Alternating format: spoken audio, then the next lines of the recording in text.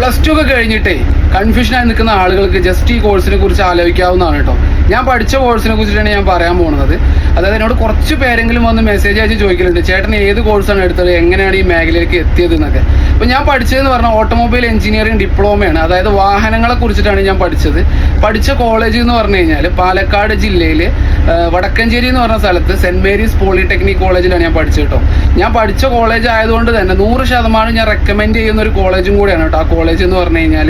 ഇനി ഇതിൽ ജോലി സാധ്യത എന്ന് പറഞ്ഞു കഴിഞ്ഞാൽ വിദേശത്തും സ്വദേശത്തും ഒരുപാട് അവസരങ്ങൾ ഈ മേഖലയിലുണ്ട്. അതായത് ദിവസം കൂടുന്തോറും പുതിയ പുതിയ വാഹനങ്ങൾ വന്നുകൊണ്ടേയിരിക്കുകയാണ്. അതായത് പുതിയ കമ്പനികളും അതുപോലെ ടെക്നോളജികളും ദിവസം കൂടുന്തോറും ഇതിൽ ചേഞ്ച് ആയിക്കൊണ്ടിരിക്കുകയാണ്. അപ്പോൾ ഒരിക്കലും അവസാനിക്കാത്ത ഒരു മേഖലയാണ് ഈ വാഹനങ്ങളെ കുറിച്ച് പഠിക്കുക എന്ന് പറയുന്നത്. പിന്നെ ഈ കോഴ്സ് വരുന്നത് 3 വർഷത്തിൽ 6 സെമസ്റ്റർ ആയിട്ടാണ് വരുന്നത് കേട്ടോ. ഫസ്റ്റ് ഇയർ നമുക്ക് +1 +2 പഠിച്ച സയൻസിന്റെ സെയിം സബ്ജക്റ്റ് ആണ്, ബയോളജി ഒഴികെ.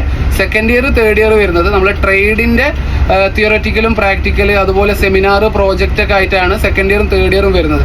അതുപോലെ ഒരു കാര്യം കൂടെ പറയാനുള്ളത്, 100% എല്ലാവരും ഈ മേഖലയിൽ സക്സസ് അല്ല കേട്ടോ. എങ്കിലും നമുക്ക് ഒരിക്കലും ഓപ്പർച്യൂണിറ്റീസ് ഈ മേഖലയിൽ, ഓട്ടോമൊബൈൽ എഞ്ചിനീയറിംഗ് മേഖലയിൽ ഓപ്പർച്യൂണിറ്റീസ് ഒരിക്കലും അവസാനിക്കാത്ത ഒരു മേഖലയാണ്. ഇൻട്രസ്റ്റ് ഉള്ള ആളുകൾക്ക് മാക്സിമം നമുക്ക് ഏത് ലെവലിലേക്ക് വരെ എത്താൻ പറ്റുന്ന ഒരു മേഖലയാണ് കേട്ടോ. ഇനി കൂടുതൽ എന്തെങ്കിലും അറിയണമെന്നുണ്ടെങ്കിൽ എനിക്ക് മെസ്സേജ് അയച്ചാൽ മതി, ഞാൻ അതിൻ്റെ ഡീറ്റെയിൽ ഒന്നുകൂടെ പറഞ്ഞുതരാം.